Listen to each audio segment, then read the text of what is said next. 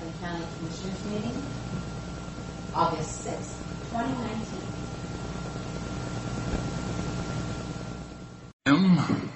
Oops, got ahead of myself. It is 9 a.m. for a regular Tuesday board meeting. The three commissioners, Mr. Johnson, and we have the clerks on board this morning. So would you join me with a pledge, please? Pledge allegiance to the flag of the United States of America and to the republic for which it stands, one nation, under God, indivisible, with liberty and justice for all. Thank you. First item is I have two sets of commissioners' meeting minutes, July 16 and July 23rd. If there's no additions or changes, I'll sign those. No changes. Okay, so then we'll go right on to bid opening for CRP 618 Safety Rumble Strip Project. Morning, gentlemen. Great. Thank you, Mr. Chairman. Good morning, Commissioners. We have two bids in front of us this morning that have come in. First one is from PSC. Came in this morning.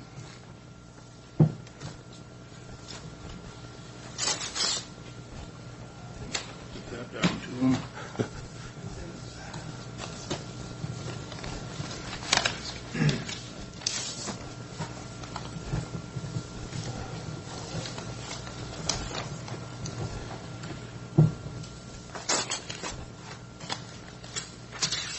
We always kind of sit here during this time, so I'll kind of explain what's going on. The county engineer right now is verifying that those that did submit proposals followed all the instructions. If they have, then at that point they'll be deemed to be responsive, and then we can read those aloud. Theoretically, we're not supposed to read them aloud if they're considered to be non-responsive bids. So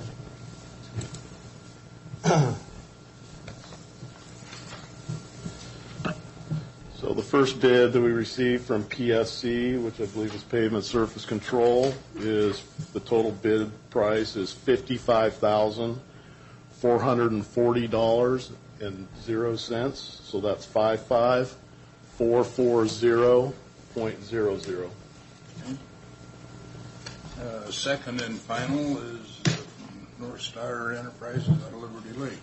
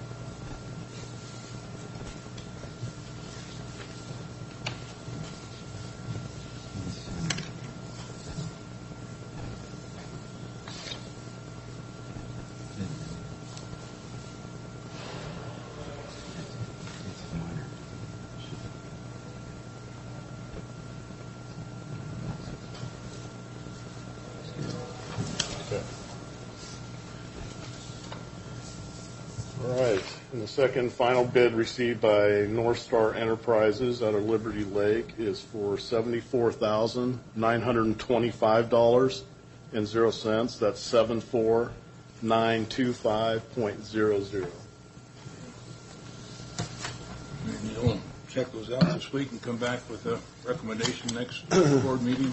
Yes, we'll make sure that verify all that. And I was going to state it should have been in our read aheads that we sent down that the estimated cost for construction and management of CRP 618 Safety Rumble Strips project is $114,000.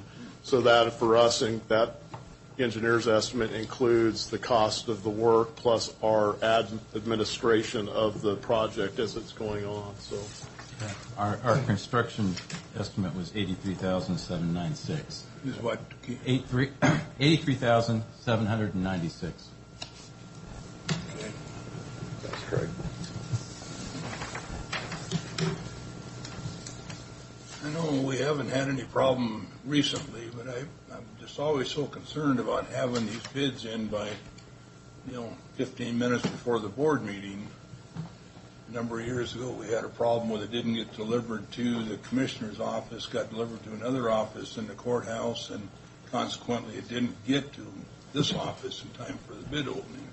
Yeah, it's one of those struggles. We've even some of the smaller bids we do with the using the small works roster process, when we give a specific deadline for those to come in, certainly we can change that so that it's not being part of the whole day of preparing, but always there's going to be issues with some people getting them in on time. That's just one of the things. We don't know why it's an issue, but we encounter those types of issues all the time. But certainly we can do it in such a way that it's not necessarily on the same day. The issue is ensuring that those bids are being protected and stored in a place where nothing can happen to them, and that they're not being opened and remaining sealed until this day.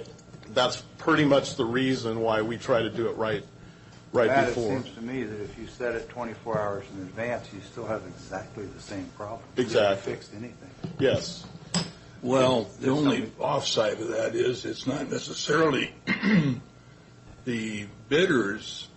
They could have it in, like through UPS, FedEx, or whatever, and it's at the courthouse proper in time, but it doesn't get to the board where it needs to be opened.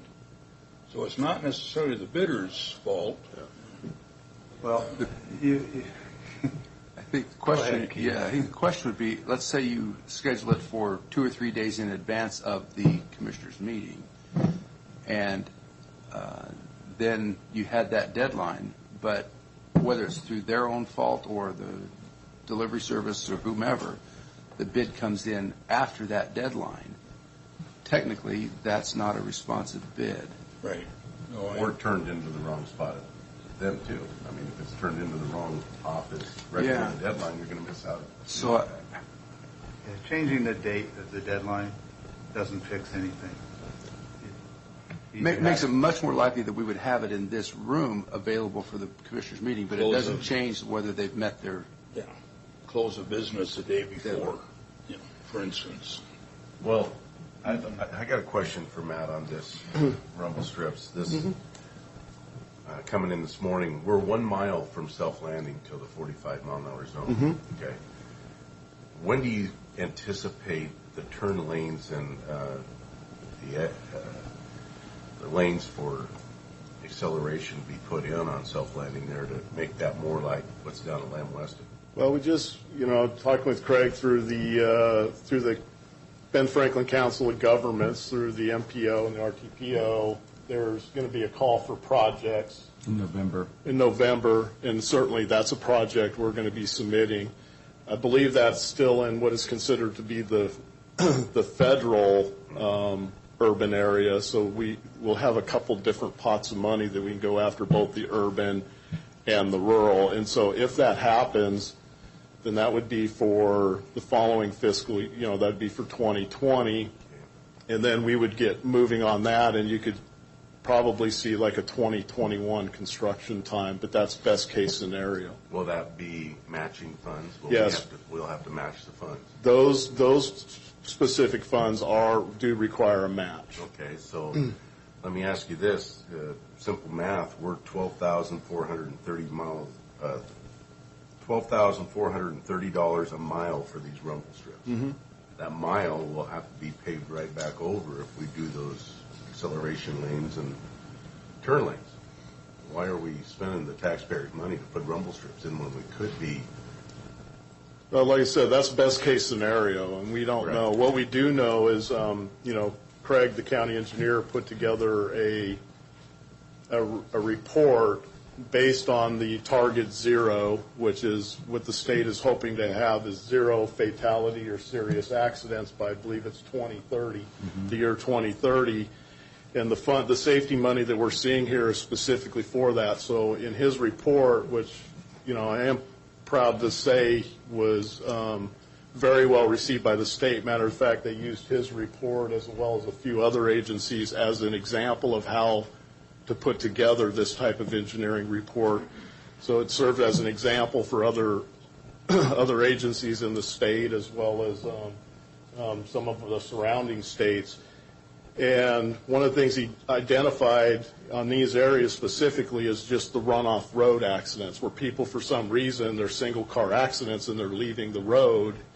And rumble strips in this application, both centerline and on the shoulders, definitely proves to be a very effective method of getting rid of those. So I understand what you're saying. We don't disagree with what you're saying. None of us like to do what are considered to be throwaway projects, but in the meantime, if this can stop people from going off the road until we get to that point where we're reconstructing it, and then of course rumble strips would be part of any new construction we do.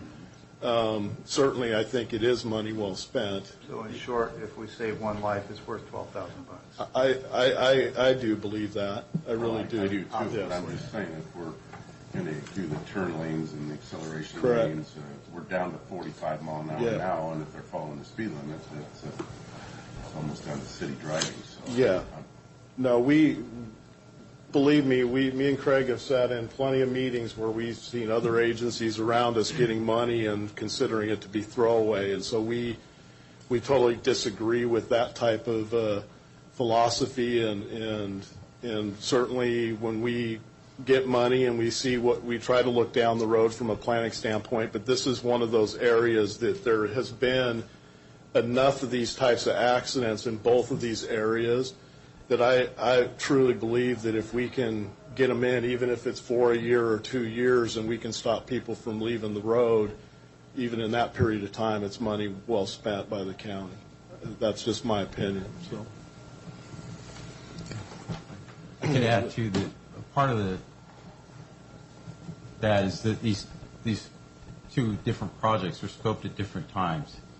So these safety projects were scoped 2.5 years ago, before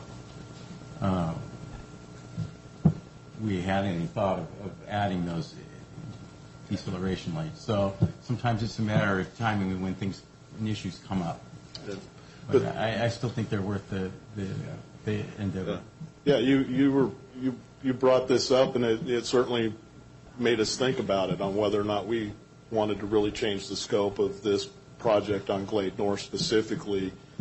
And it's a great question, and we do agree with you. We do not like wasting taxpayers' money, regardless of where it's coming from. And you realize grant money is correct. taxpayer money. Absolutely. Thank you. Matt, is there any chance somebody will go off the road and kill themselves if these rumble strips are not there? Yes, Is there a reduced chance that that'll happen if the strips are there? yes, And I would argue it's not wasted money. yeah. We I agree with that. Okay, we'll move on to, while you guys are up here, to the public hearing for amend speed limit board. Yes, unless Craig wants to take over. Yeah, this is a public hearing. As the board recalls, we did come with a updated speed ordinance not too long ago, but since that time, we have finished the construction on a new road, which the board has named by resolution Juniper Dunes Road. So we need to get that added to the speed ordinance. Also, there was a Scrivener's error that was discovered that will be corrected, and that's for the beginning milepost for Road 80. The beginning of pavement should have read milepost 0.52, and that also affected the overall length of it that should have read milepost 0.49. So We did advertise the public hearing for consideration adoption of said changes. The recommendation from the county engineer for Juniper Dunes Road is 35 miles per hour. That's why we need to codify that in an ordinance, because it's going to be less than what the statutes state for a rural road, which is 50 miles an hour. I will tell you that that road was designed at 35 miles per hour. And if anybody drives it, you can see, especially from the vertical alignment, that and the reason we did that, the reason the county engineer did that, was it saved probably $500,000 to $1 million in costs just in dirt work alone. In designing at that level, the other aspect of it is there is some combined use there, and even though we've done everything to ensure that the the off-road vehicles have separate paths, even adjacent to the road from Smith Canyon up to not the wilderness area, but the recreation area, we can't sit here and say we don't believe that there might be some crossing going on here of traffic, and we're not promoting it, but we do believe that 35 miles an hour for all of the engineering reasons and for practical reasons is an appropriate speed limit. So with that, we'll be here for any questions the board may have. Okay. Well, with that, we'll open up the public hearing to anybody that would like to comment. Any comments for or against the ordinance? Seeing none. Commissioners? Well, I've heard a lot of complaints about Glade and the slowing down in 45. I'm just going to tell you, I told you when we did it that we were going to hear lots of complaints, and there have been lots of complaints. And the sooner we can get those turn lanes in, get it back to 55, the better off we're going to be, because that is our only thorough way for trucks to leave the basin with goods, besides 395. Yep. 68 is choked off to the point where they don't even want to go in that. They can't make the turn at Clark Road. It's too severe of a corner. Yeah. And so we need to address that and possibly open up another artery for those trucks to get out of the basin without getting on the Glade Road, because we're actually making them travel further to get their goods out. And I read your report on the road system here. I've sort of highlighted it and stuff that you sent me, and I really appreciate that. As far as where we're at with our road department, with our roads out here in the basin, and the fact that we're being shackled with low funds is the biggest thing, and matching funds. If we don't have the funds to match, we can't get these projects even started. So yeah, I think we really need to address the fact that we got to help out this industry up north, the farming industry, and all the goods and produce that they create for the avenues to get it out of here and get to market. Yeah. We agree with that. Other comments? Not, I'd entertain a motion.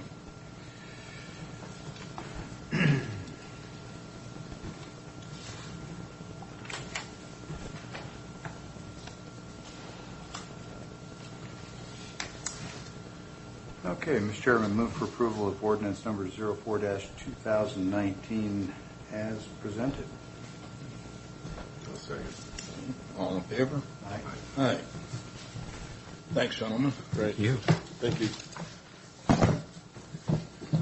With that, it brings us to our first of two opportunities for public comment. Have anybody that'd like to speak to us this morning? Seeing none, we have some bills to pay, Commissioner. Okay, Mr. Chairman, looks like we've got a couple items this morning on the financial docket. First is fund expenditures. Move for approval of fund expenditures as presented in a total amount of $866,749.19. Note that's been reviewed and signed off by the county administrator and two members of the auditor's office. Second. All in favor? Aye. Aye. And the second of two items this morning is salary clearing payroll and emergency management payroll. Move for approval of those expenditures as presented in the total amount of $983,522.72, and note that this has been reviewed and signed by two members of the auditor's office. I second. All in favor? Aye. Aye. With that, we'll move on to the consent agenda. Move for approval of consent agenda 1 through 6. I'm just taking another moment to relook these for the last minute discussion items. Didn't see anything previously.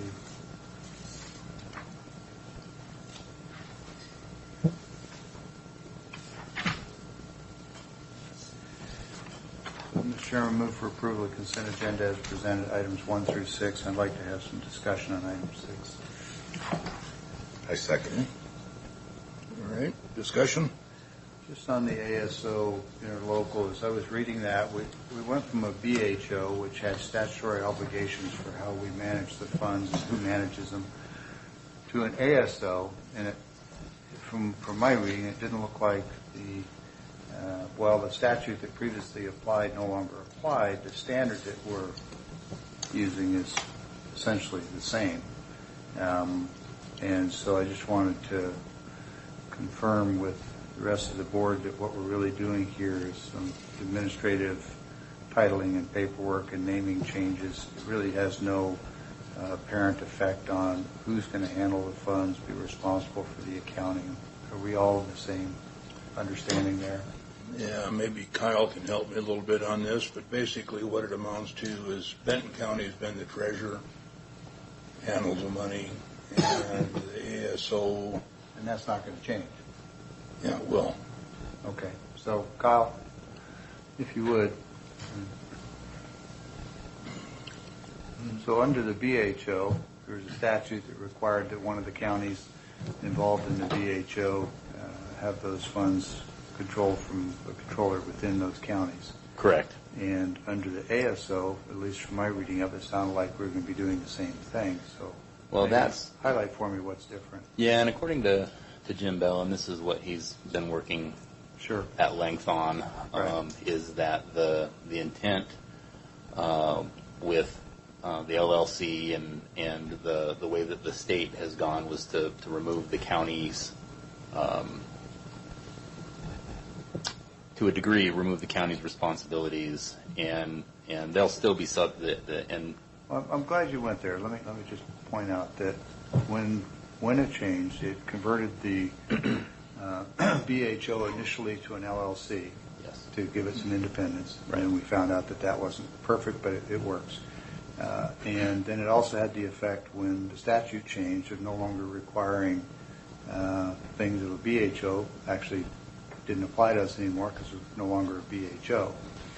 But previously, under the BHO title and under the statute, we had Benton County Treasurer handling our funds, doing our receipts and our disbursements and our accounting.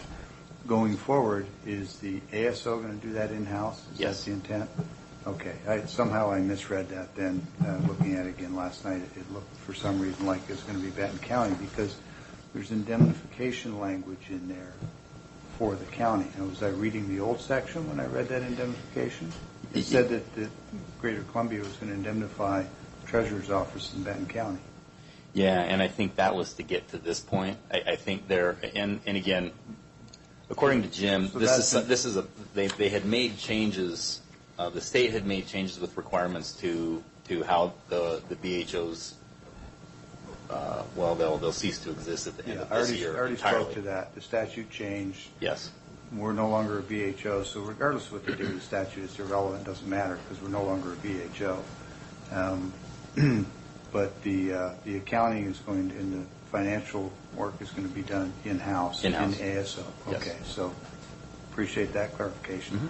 Second piece was I saw language in the package talking about the Greater Columbia indemnifying and hold harmless for the Benton County Treasurer's Office. Are you telling me that that was from the interim step and no longer applies going forward? I believe so. Well, that's a pretty important question. Yeah, and I would have to specifically ask Jim, the intent with this change is to remove the funding from the Benton County, from the county. Right. And they'll take all of that in-house, so that I don't believe there would be a reason for them to indemnify Benton County. Except for past practice, but Right. If I may interject. sure. Maybe you found the word. Yes, in Section 2 of the amendment that we're requesting approval for today, it's quoting from the existing agreement. It says, Section 3, Article 1, authority of said agreement currently reads in part as follows, in which that indemnification language then is included.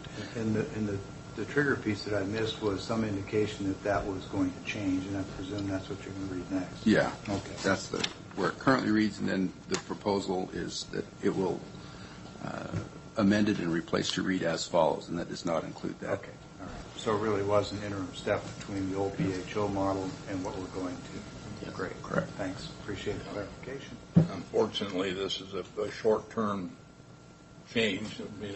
Towards the end of the year, there'll be a whole rewrite. It's a step at a time, and the state is pretty lax in trying to figure out what's next. It's not been an excess of clear guidance from the state. Nicest way I can think to say It's a it. moving target. Right. So, Okay. Well, thanks, Kyle. All righty. That makes sense now. thanks, Carl. Any other questions? So we have a motion and a second. All in favor? Aye.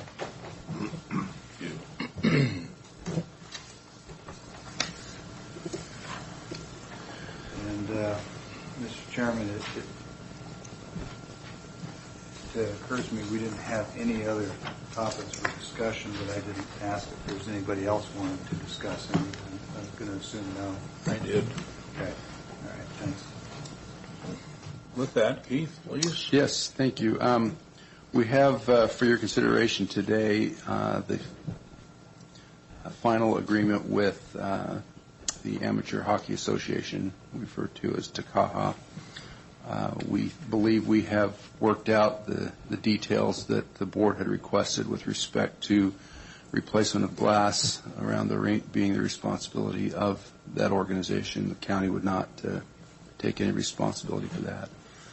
Also, perhaps the key part of this provision is what happens in the event that the ice-making equipment is unable to produce ice that's of sufficient quality for hockey. We know that the equipment is aging, very difficult to find replacement parts, potentially very expensive to repair it if it should fail, and so we've got a provision in this contract that allows both parties to avoid the contract in the event we're just not able to produce the ice that they need.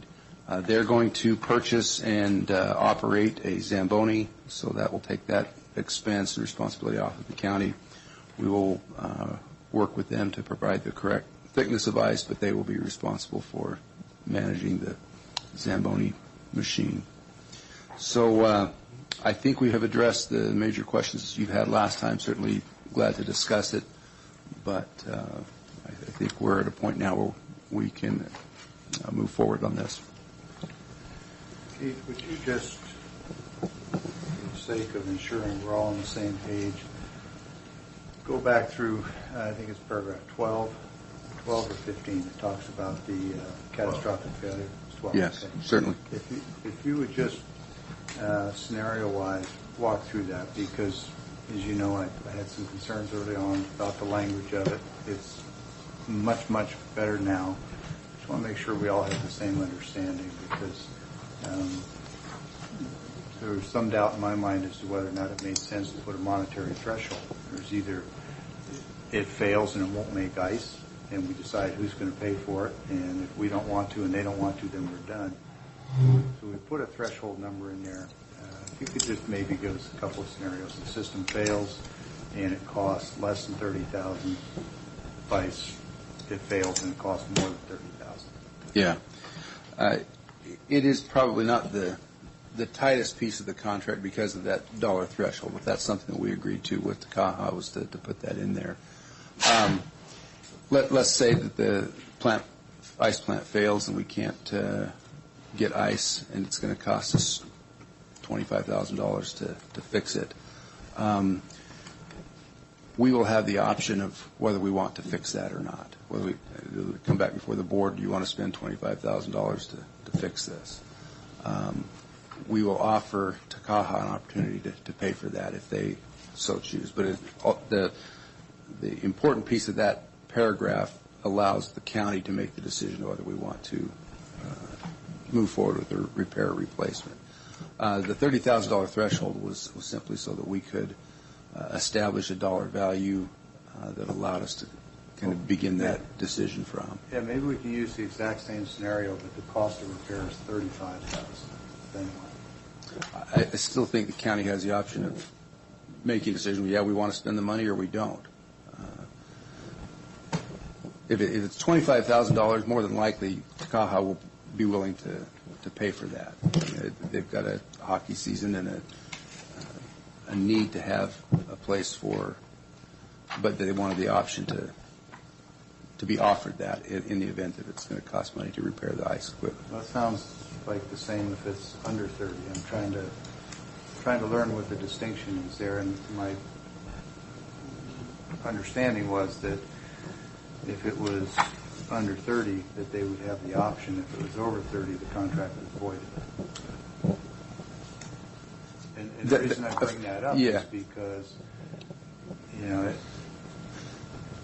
this board with one vote could change the threshold. It's kind of a meaningless clause in that respect. That's what I'm kind of getting to the why. Yeah, I understand.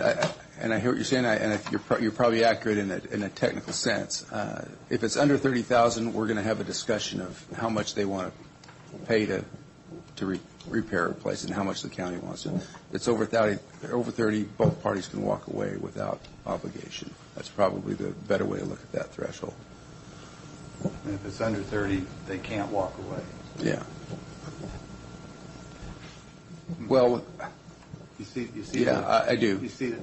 I do. I think it's sufficient. I think the parties are all cooperating and well-intended, and I think I can live with the language, but I might have and a bit more. This is kind of part and parcel of the greater discussion whether we wanted a 1 or 2 year agreement with them. They wanted the 2 years. We recognize that the further we go, the more likely that we have an event like this that triggers that kind of. Which is what makes that singular paragraph worth so much time and effort to discuss. But again, I'm imperfect as it may be. I think it probably is adequate for what we're doing. Okay. Keith, with my experience with wore-out equipment on the farm, let me just give you a worst-case scenario. We have a malfunction and it's $20,000, so we really don't have a problem. We get it fixed. Another 2 weeks down the road, we have another malfunction and it's $40,000. Now what do we do? I think that probably triggers each time we make a capital investment to repair that equipment. And I think we could come to a mutual agreement with them chipping in to help keep the darn thing going for them, because I know how important that is to our community. The other thing is on the ice, they are aware of the 2.5 we want above the coils, and then the 1.5 above that. So there's in agreement with the 4-inch. Yeah. Okay. And we're good. I'm just throwing out the worst case scenario because that happens on the farm all the time. Sooner or later, you got to figure out when you're going to scrap the machine. Right. Yeah, and we're certainly at end of life, beyond end of life in this equipment, and we're using some duct tape and baling wire to. As long as they're willing to continue to fund the baling wire and the Gorilla Tape, then no harm, no foul. I think they are. So, and that's what the contract calls for. So I think we'll be fine. Okay, so entertain a motion for Resolution 2019-250. Mr. Chairman, move for approval of Franklin County Resolution 2019-251 as presented. And I don't always read these, but let me read this title. approval of the Tri-City Amateur Hockey Association, parentheses, CAHA, lease agreement for the 2019-2020 and 2020-2021 season with the Haplo Center. You said 219, 251. That's what's on the document. Okay, read ahead, says 250, so thank you. I second. Maybe we can confirm that number before we Need to vote. confirm that with the clerk. Is that 250 or 251? 251. Okay, thank you. 250 on Sorry. the, okay. Verified, thank you. And seconded. All in favor? Aye. Aye. Anything else, Keith? No, I don't believe so today. Thank you. Another opportunity for public comment? Anybody like to speak to the board? Seeing none, commissioners, do we have a reason for exec session today? I do not, no. Okay. Commissioners? Seeing nothing, we are adjourned. Thank you.